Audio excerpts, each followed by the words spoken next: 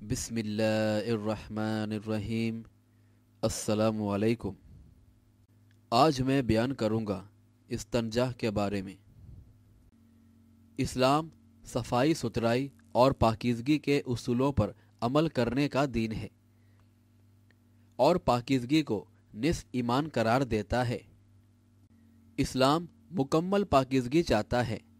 خیالات، عادات و اطوار کی پاکیزگی سے لے کر جسم اور لباس کی پاکیزگی کو بھی ضروری قرار دیتا ہے۔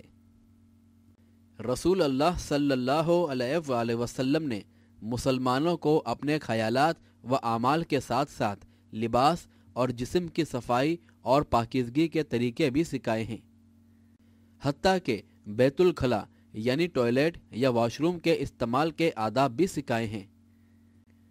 انہی طریقوں میں سے ایک استنجا بھی ہے۔ استنجا رفع حاجت کے بعد جسم کے ان حصوں کو پانی سے دھونے کا نام ہے جہاں نجاست لگ جاتی ہے۔ اگر پانی دستیاب نہ ہو تو ٹوائلٹ ٹیشوز، خشک مٹی کے 3 ڈھیلے یا پتھر کام دے سکتے ہیں۔ پتھروں یا خشک مٹی سے صفائی کرنے کو استجمار کہا جاتا ہے۔ اگر ٹیشو پیپر استعمال کر رہے ہوں تو کم از کم 3 بار صفائی کریں اور ہر دفعہ نیا ٹیشو پیپر استعمال کرنا ضروری ہے۔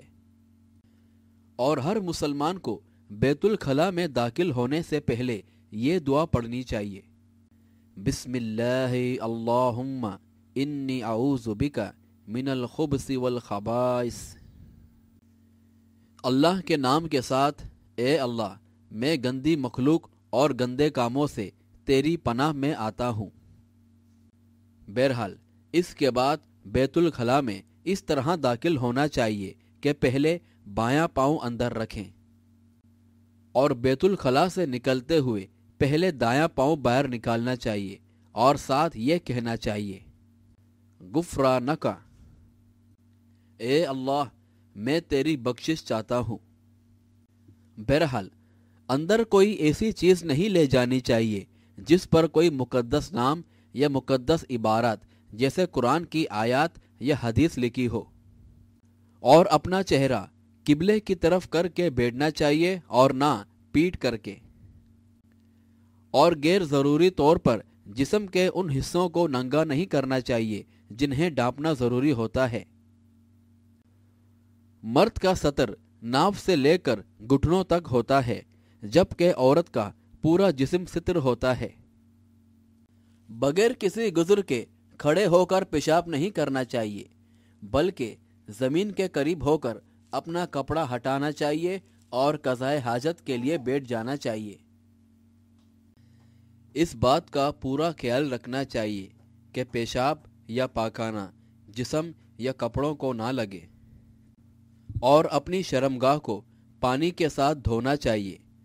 اگر پانی موجود نہ ہو تو ٹوائلٹ ٹیشوز، خشک مٹی کے 3 ڈھیلے یا پتھر وغیرہ بھی جو دستیاب ہو استعمال کر لینا چاہیے۔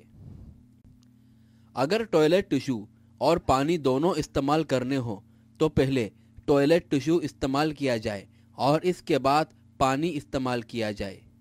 ایسا کرنے سے زیادہ صفائی ہو جائے گی۔